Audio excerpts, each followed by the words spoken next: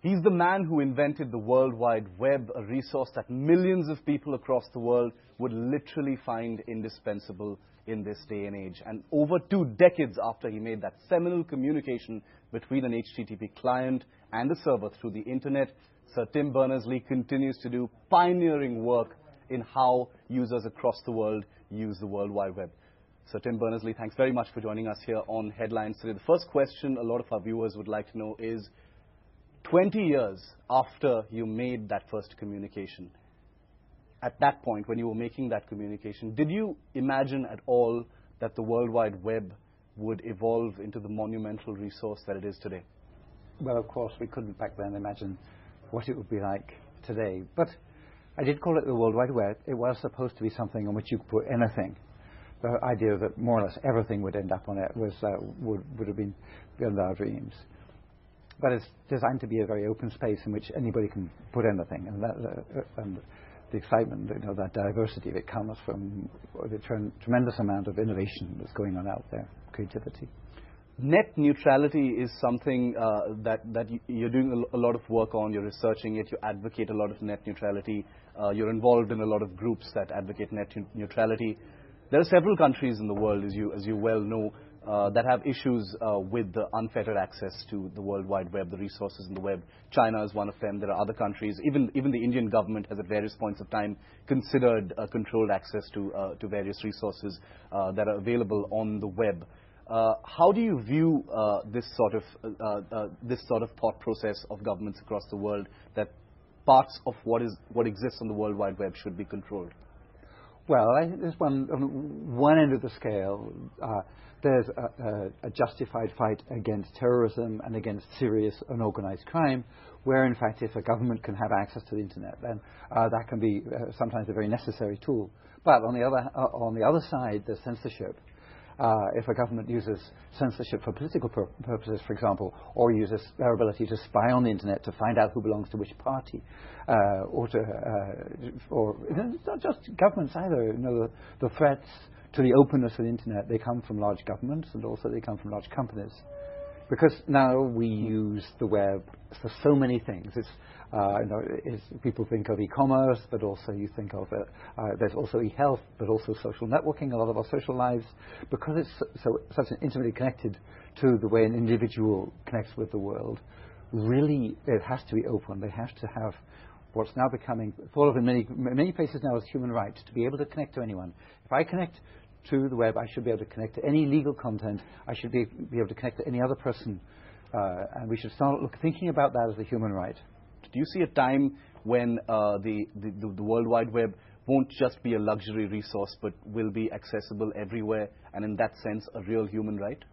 Well, I spent, I suppose, 15 years mainly working with technologies, advancing the technology, working with companies to the standards, HTML, HTTP, and all these people who are involved with things like HTML version 5 tend to be the people, they're the geeks, and they're the early adopters, and the people who are excited, and the people who are very connected. And then we sat back recently and realized that actually 20 to 25% of the world now use the web. And then when you look at that figure, from one side you think, wow, 20 to 25% of the whole world. But then you realize, wait a moment. They are now in this new world, this sub-world, this information society, which only involves 25% of the world.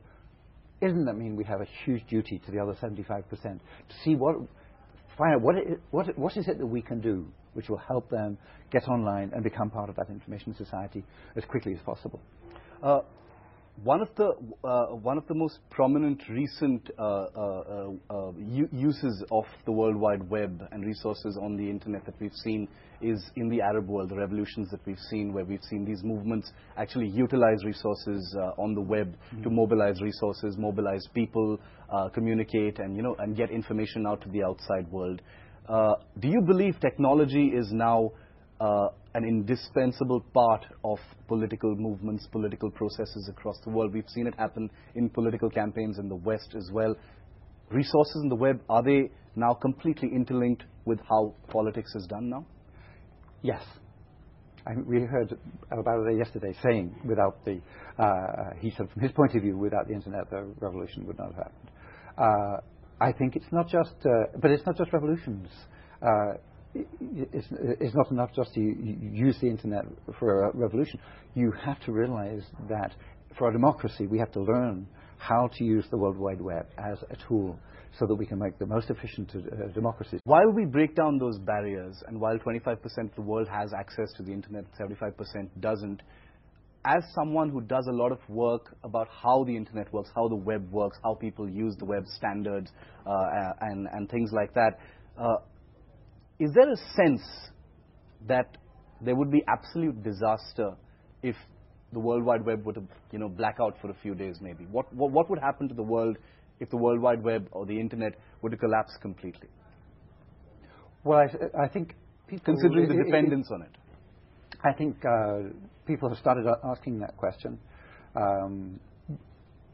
particularly after, of course, it was turned off in Egypt. I think a lot of people who assumed that the World Wide Web was like the rain, it sort of just came, you could depend upon it, realize actually that it does depend on people running centers and how they're connected together.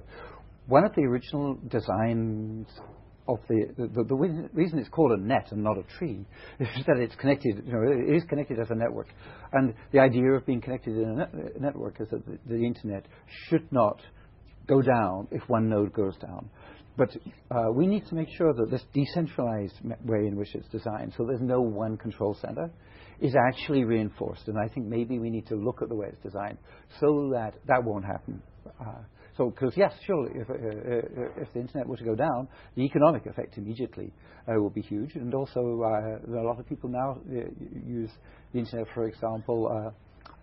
They assume that they'll be able to call somebody over the internet if they're old and they want to call for help.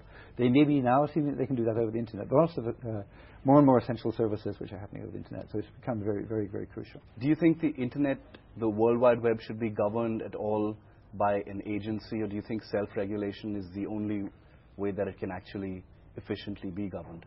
I think the governance of the internet is a very tricky question, and because it's a question that's never been asked before. We can't go back to ask how a country governs itself or how a non-profit governs itself to see how to govern the internet.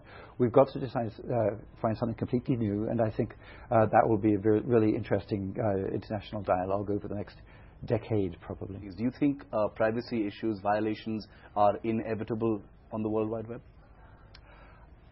I don't think they're, apart from the fact that mistakes happen, I don't think that they're inevitable if we design a system carefully and if people learn about it. But I think we've still got to decide what really it means by privacy, what we mean by privacy and what do we want by privacy. Some people say that the new generation of young people actually don't care about privacy. I'm not sure that that's true.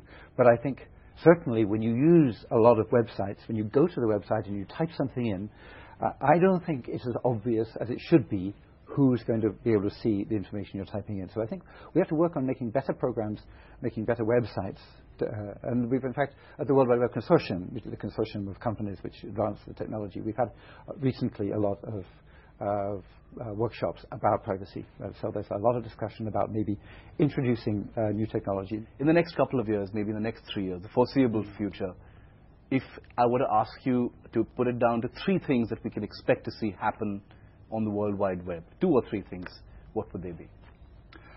Well, I think the most important thing we touched on earlier, but I talked about the Web Consortium, which has been running for 15 years. Recently, we've started the Web Foundation, which is looking about that whole issue, about the 80% and the 20%. So if there's one thing that is going to happen that we should look for is that hopefully there are lots of people apart from the World Wide Web Foundation, many foundations, many NGOs, many governments are working to try to get all these other 80% as part of the information society. When that happens, obviously we'll see different cultures, we'll see more of a mix of cultures, we'll hopefully see much more of a mix of languages, we'll see literature, dance and music from all kinds of different cultures. So I think that's going to be really exciting.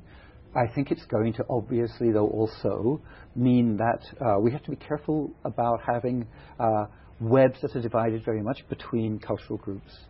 So we'll see a huge increase in diversity of material on the web, and whether we see the web sort of congealing into an English language piece and Chinese language piece and then an Arabic language piece, which really don't talk to each other, or whether we see people making personal efforts, people who've learned, like everybody should do, learn at least 2 languages, using that other language to make connection to somebody in the other camps, to learn how it is that they think, learn how they were brought up. I think if we see enough people doing that, going out of their way to be part of more than one culture, then we may see really a world united like we haven't seen it before, and which will be wonderful. Oh, well, we certainly look forward to it, Sir Tim Berners-Lee. Thanks very much for speaking to Headlines today. It's been a privilege.